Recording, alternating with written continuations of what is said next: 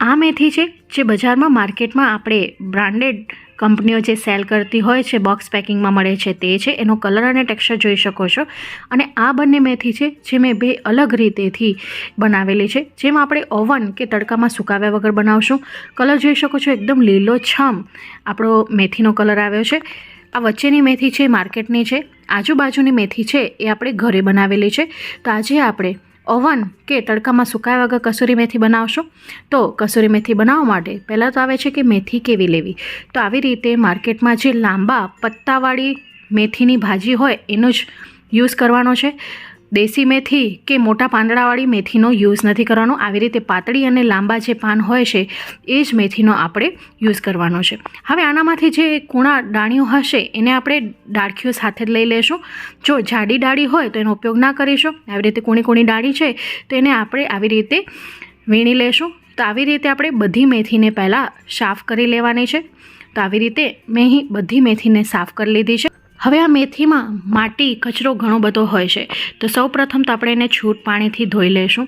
ધોઈ લીધા બાદ આપણે એને આવી રીતના કોઈ પણ કિચન નેપકિન ઉપર અથવા તો ટાવલ કે સુતરાઉ કાપડ ઉપર આવી રીતે પાથરી દઈશું, જેથી એનામાંનું મોઇશ્ચર દૂર થઈ જાય. તો આવી રીતે હળવા હાથેથી આપણે એને ટાવલ કે કોઈપણ સુતરાઉ કાપડ ઉપર પાથરીને બીજું કપડું આવી રીતે ડેબ કરીને એને દબાવીશું. એનાથી જે વધારાનું મોઇશ્ચર હશે દૂર થઈ જશે અને ત્યારબાદ આપણે એને પંખા નીચે મૂકી દઈશું. આમ કરવાથી જે પાણીનો ભાગ છે એ દૂર થઈ જશે. તમે જોઈ શકો છો. તો અત્યારે આપણે મેથીને નાખી છે તો વધારાનું જે પાણી હતું એ નીચોવી લીધેલું છે. બહુ નથી નીચોવાની, એ વાતનું પણ ખાસ ધ્યાન રાખજો. હવે આવી રીતે ટાવલની મદદથી આપણે આવી રીતે એને ડેબ કરશું તો જે વધારાનું પાણી છે એ શોષાઈ જાય છે. તો અહીં તમે જોઈ શકો છો મેં એને પંખા નીચે હવે સૂકવવા માટે મૂકી દીધી છે. તો પંખામાં સૂકવવાથી હવે આના અંદરનું જે મોઇશ્ચર છે એ દૂર થઈ ચૂક્યું છે. તો આને હવે આવી રીતે જ આપણે પંખા નીચે સૂકવી દઈશું. તો હું અત્યારે આ એક પદ્ધતિ બતાવી રહી છું. તો એક પદ્ધતિમાં આપણે તડકામાં સૂકવવાને બદલે આપણે ઘરમાં જ આવી રીતે સૂકવી દીધી છે. અહીં તમે જોઈ શકો છો પાણીનો ભાગ દૂર થઈ ચૂક્યો છે. હવે આ મેથીને આપણે સૂકવવા માટે મૂકી દઈશું. તો લગભગ પંખા નીચે અને સુકાતા 1 દિવસની વાર લાગે છે. હવે હું તમને બીજી પદ્ધતિ બનાવીશ, જેમાં તમે 10 મિનિટમાં ઓવન વગર કે તડકા વગર આ મેથીને સુકાવી શકો છો. જેના માટે મેં એક પ્લેટ લઈ લીધી છે, જેની અંદર મેં એક બેકિંગ પેપર રાખી લીધું છે. તમે ઈચ્છો તો કોઈ પણ પેપર જે બેગ આવે છે એનો યુઝ કરી શકો છો. હવે આની અંદર આપણે થોડીક મેથી નાખી દઈશું. બીજી તરફ મેં એલ્યુમિનિયમની કઢાઈ લઈ લીધી હતી, જેની અંદર મેં મીઠું નાખી દીધું હતું. તો જ્યારે પણ આ પ્રોસેસ કરો ત્યારે તમારે એલ્યુમિનિયમનો જ વાસણનો યુઝ કરવાનો હશે. સ્ટીલનું વાસણનો ઉપયોગ કરશો તો મીઠાને કારણે તળિયું છે એ વધારે બળી જાય છે. તો અહીં પ્રીહીટ કરી લીધું છે મેં 10 મિનિટ પહેલાં. તો અત્યારે આ મીઠું ગરમ થઈ ચૂક્યું છે, જેની અંદર એક સ્ટેન્ડ મૂકી દીધું છે અને એની અંદર આપણે આ મેથીવાળી પ્લેટ મૂકી દઈશું. ઢાંકણ ઢાંકીને 5 મિનિટ સુધી પહેલાં આપણે હાઈ ફ્લેમ ઉપર આને આમ આપણે એને રોસ્ટ થવા માટે મૂકી દઈશું. તો વચ્ચે મેં એને 2 થી 3 વાર ચલાવી લીધું હતું, કારણ કે જેમ મેથી ગરમ થાય છે તેમ પોતાનું પાણી છોડે છે અને ભેજવાળી થાય છે. તો અત્યારે 5 મિનિટ થઈ ચૂકી છે. વચ્ચે મેં 2 વાર એને ચલાવી લીધું હતું. તો 5 મિનિટ પછી તમે જોઈ શકો છો હજી આનામાં નરમાશ છે. તો ફરી પાછું આપણે 5 મિનિટ સુધી ઢાંકણ ઢાંકીને આને પકવવા માટે મૂકી દઈશું.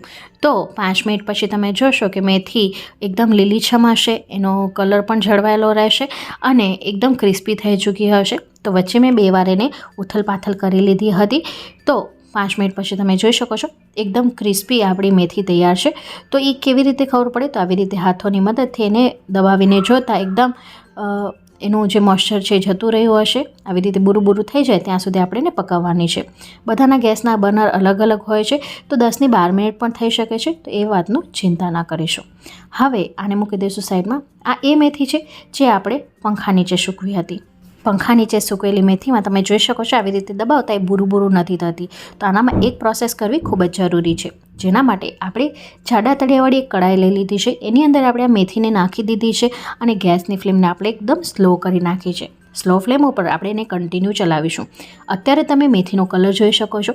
જેમ એ શેકાશે, ક્રિસ્પી બનશે, તેમ એનો કલર ચેન્જ થતો જશે. તો આવી રીતે આપણે એને કન્ટિન્યુ ચલાવીશું. લગભગ 3 થી 4 મિનિટનો સમય લાગે છે, વધારે નથી લાગતો.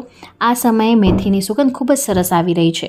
આવી રીતે મેથીને શેકતા તમારે એને બિલકુલ પણ મૂકવાની નથી, નહીંતર એ નીચેથી બળી જશે. તો અહીં 4 મિનિટનો સમય થઈ ચૂક્યો છે. 4 મિનિટ પછી તમે પોતે જ જોઈ શકો છો કે એનો કલર કેટલો ચેન્જ થઈ ચૂક્યો છે.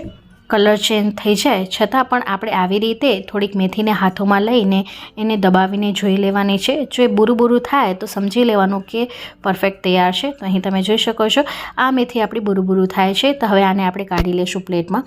તો અહીં મેં બંને રીતો તમારી સાથે શેર કરી છે. એકદમ સરળ રીત છે, યુટ્યુબ પર તમે ક્યાંય નહીં જોઈ હોય.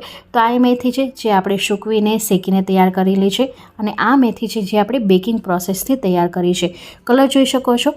તો આ બંને પદ્ધતિમાંથી તમને કઈ પદ્ધતિ ગમી કમેન્ટ બોક્સમાં લખીને મને જરૂરથી જણાવજો. હવે હું તમને અહીં બતાવી દઈશ કે આ છે માર્કેટની મેથી, જે બજારમાં મોંઘા ભાવમાં મળે છે, પણ આપણે ઘરે બહુ જ સસ્તા ભાવમાં અને સારો કલર જળવાઈ રહે એ રીતે બનાવેલી છે.